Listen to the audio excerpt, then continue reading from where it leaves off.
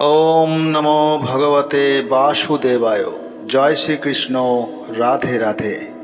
নমস্কার বন্ধুরা, আপনাদের সকলকে স্বাগত আমার এই মন্ত্রফল চ্যানেলে।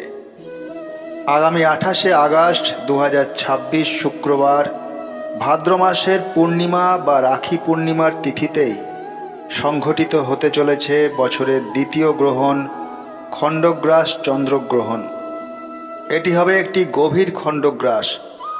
আশ্চর্যের বিষয় হল, গ্রহণের প্রায় 96% চাঁদের অংশ পৃথিবীর গাঢ় ছায়ার মধ্যে প্রবেশ করবে, অথচ এটি পূর্ণগ্রাস চন্দ্রগ্রহণ হবে না। কিন্তু সবচেয়ে বড় প্রশ্ন, এই চন্দ্রগ্রহণ কি ভারত থেকে দেখা যাবে? এর ফলে কি রাখি বন্ধনের আয়োজনে কোনোরূপ ব্যাঘাত ঘটবে? এই গ্রহণের সময় কি ভারতে সূতক পালন করতে হবে? গর্ভবতী মহিলা, শিশু ও অসুস্থ ব্যক্তিদের জন্য কি নিয়ম রয়েছে? গ্রহণের সময় কোন কাজটি করবেন এবং কোন কাজটি করবেন না? আর বিশ্বের কোন কোন দেশ থেকে এই গ্রহণ দেখা যাবে? আজকের ভিডিওতে আমরা জানব গ্রহণের সম্পূর্ণ খুঁটিনাটি। তাই ভিডিওটি শেষ পর্যন্ত অবশ্যই মন দিয়ে দেখবেন। তাহলে চলুন আর দেরি না করে শুরু করা যাক আজকের মূল বিষয়। প্রথমেই জেনে নেওয়া যাক গ্রহণের দিন ও তিথি। 28শে আগস্ট 2026 শুক্রবার, বাংলার 10ই ভাদ্র 1433 বঙ্গাব্দ। এই দিন ভাদ্র মাসের পূর্ণিমা তিথিতে বা রাখি পূর্ণিমার দিনই খণ্ডগ্রাস চন্দ্রগ্রহণ সংঘটিত হবে। গ্রহণ স্পর্শ বা আরম্ভ হবে সকাল 8টা 10 মিনিটে।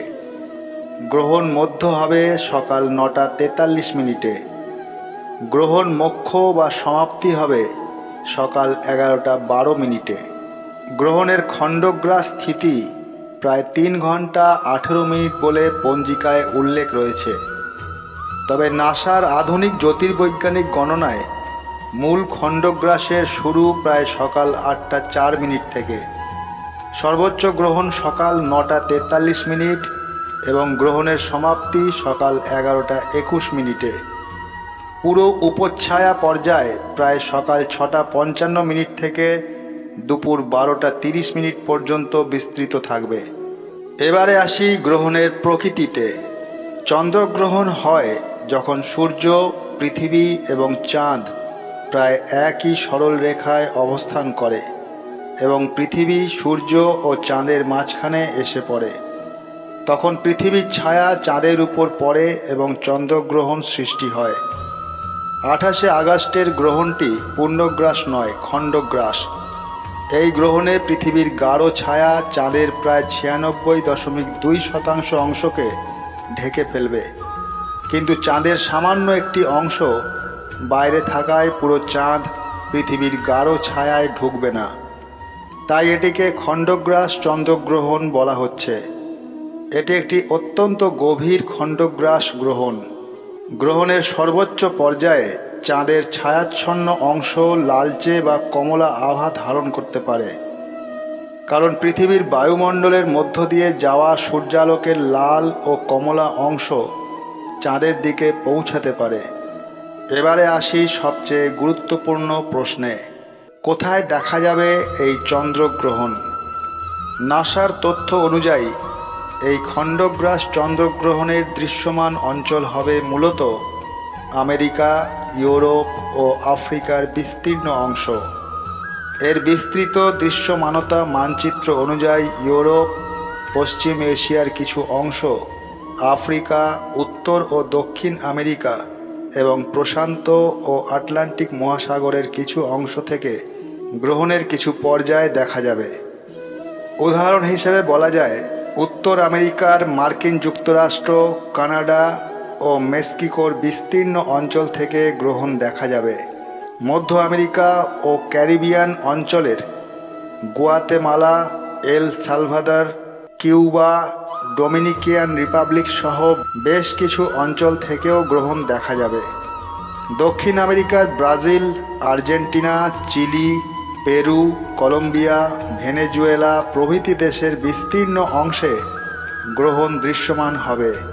ইউরোপের যুক্তরাজ্য, Ireland, France, Spain, Portugal, Germany, Italy, Netherlands, Belgium, Austria, Hungary, Croatia, চেকিয়া সহ ইউরোপের বহু অঞ্চল থেকে গ্রহণ দেখা যাবে।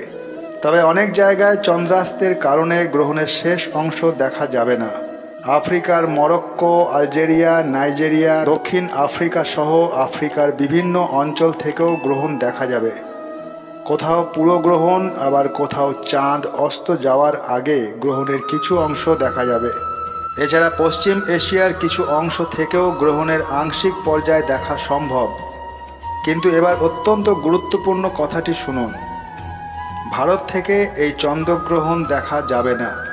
শুধু ভারত নয়, বাংলাদেশ, নেপাল, শ্রীলঙ্কা, চীন, জাপান এবং এশিয়ার অধিকাংশ অঞ্চল থেকেও এই গ্রহণ দেখা যাবে না।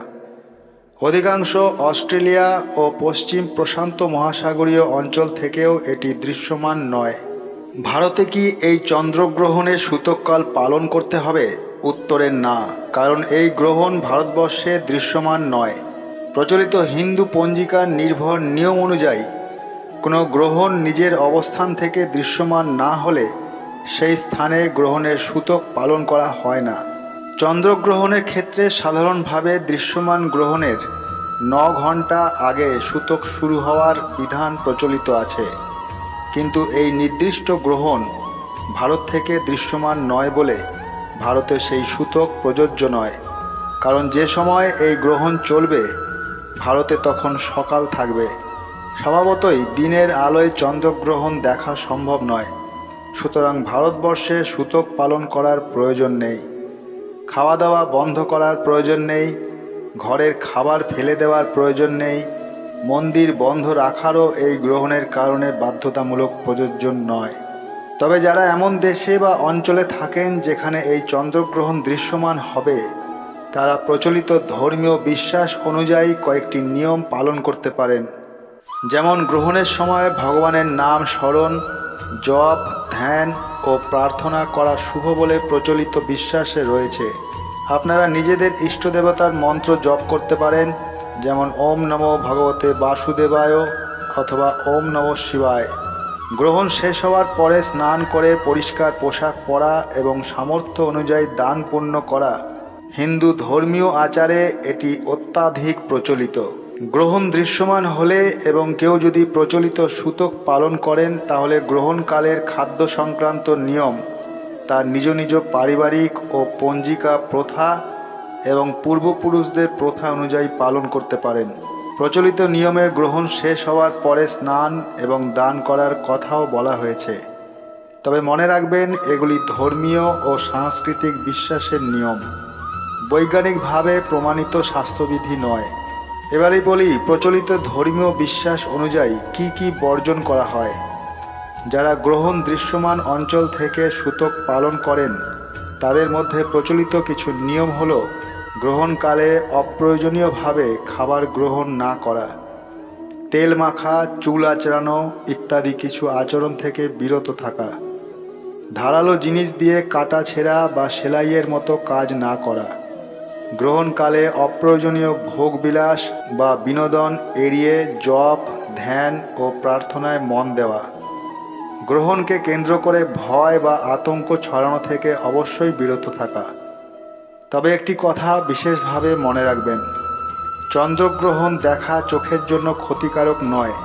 সূর্যগ্রহণের মতো চন্দ্রগ্রহণ দেখার জন্য বিশেষ সোলার ফিল্টার বা চশমার প্রয়োজন হয় না, খালি চোখেও নিরাপদে চন্দ্রগ্রহণ দেখা যায়।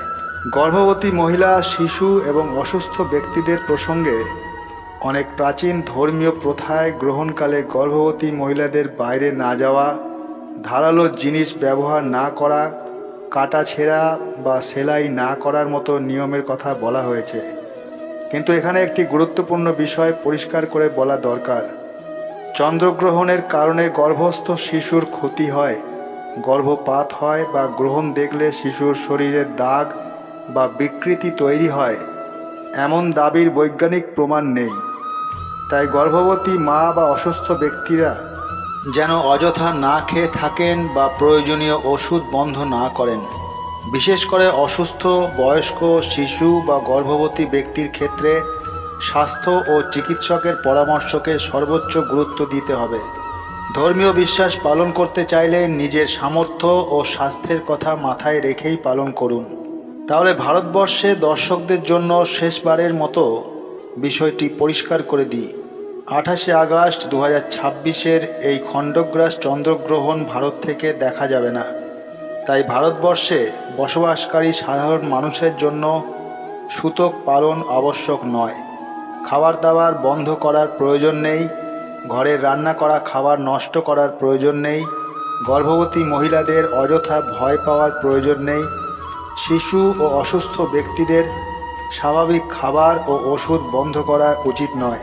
আর কেউ যদি নিজের পারিবারিক ধর্মীয় বিশ্বাস অনুযায়ী জপ, ধ্যান, নাম স্মরণ বা দান করতে চান অবশ্যই করতে পারেন। আর এই দিন যেহেতু রাখি পূর্ণিমা বা রাখি বন্ধন, তাই সবাই মিলে আনন্দের সঙ্গে এই অনুষ্ঠানটি পালন করবেন। ভাই বোনের এই মধুর সম্পর্ক যেন আরও গভীর হয় সেই কামনা করি।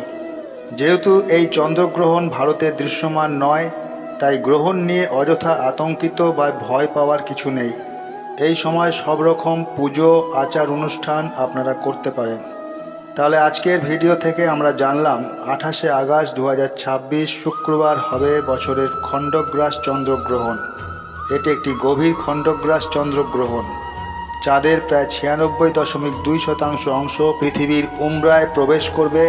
আমেরিকা, ইউরোপ ও আফ্রিকার বিস্তীর্ণ অঞ্চল সহ পৃথিবীর বেশ কিছু অঞ্চল থেকে এই গ্রহণ দেখা যাবে, কিন্তু ভারত, বাংলাদেশ এবং দক্ষিণ এশিয়ার অধিকাংশ অঞ্চল থেকে এই গ্রহণ দেখা যাবে না। তাই ভারতে এই গ্রহণের জন্য সূতক পালন করার প্রয়োজন নেই। সবশেষে বলি, গ্রহণ হোক বা অন্য কোনো মহাজাগতিক ঘটনা, অন্ধবিশ্বাস নয়, শাস্ত্রের প্রতি শ্রদ্ধা, বিজ্ঞানের প্রতি বিশ্বাস এবং নিজের বিবেক ও স্বাস্থ্যের প্রতি দায়িত্বশীলতাই হোক আমাদের পথ। আশা করি ভিডিওটি দেখে আপনারা অনেক তথ্য জানতে পেরেছেন এবং একটু হলেও আপনাদের কাজে লেগেছে। ভিডিওটি ভালো লাগলে অবশ্যই লাইক করবেন, প্রিয়জনদের সঙ্গে শেয়ার করবেন এবং এমন তথ্যভিত্তিক ভিডিও পেতে মন্ত্রফল চ্যানেলটি সাবস্ক্রাইব করে পাশে থাকবেন। আপনাদের সকলের জীবনে শান্তি, সুস্থতা ও মঙ্গল কামনা করে আজকের মতন ভিডিওটি এখানেই শেষ করলাম। সবাই সুস্থ থাকবেন, ভালো থাকবেন এবং আপনজনদের খেয়াল রাখবেন। জয় শ্রীহরি, জয় মহাদেব, জয় শ্রীকৃষ্ণ, রাধে রাধে, নমস্কার।